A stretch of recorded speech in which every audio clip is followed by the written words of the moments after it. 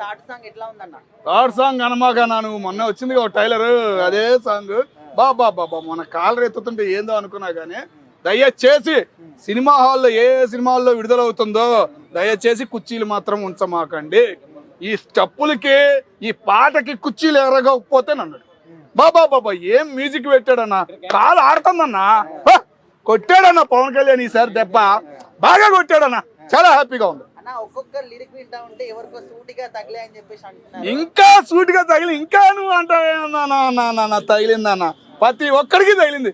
ఉన్న 1100 అంటే 1100 మంది అన్నాడు కదా, ఆ 1100 మందికి తగులుతుందన్న దెబ్బ. బా ఏం వదిలాడన్న సాంగ్, మిస్ అయిపోయాడన్న మా బాలయ్యకి అయినట్టు ఈ సాంగ్ ఒక రేంజ్ లో ఉండేది, కొట్టేశాడన్న పవన్ కళ్యాణ్ గారు కొట్టేశారు. చాలా బాగుందన్న, చాలా సెట్ అయింది. పవన్ కళ్యాణ్ గారి డ్యాన్స్ పరంగా చూస్తే మరోసారి మళ్ళీ చిరంజీవి గారిని చూశాను అన్న ఫీలింగ్ అయితే నాకు కలిగిందన్న.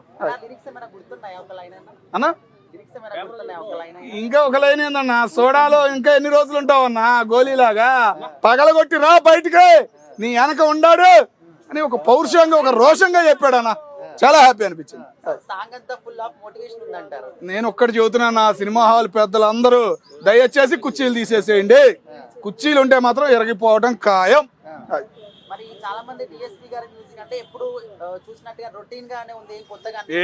ఎవరన్నా వాళ్ళు అందే మ్యూజిక్ ఏంటంటే కాళ్ళు చేతులు ఆడుతున్నాయి అన్న, ఇంకా నువ్వు అంటే అట్టా అన్న చెప్పు అది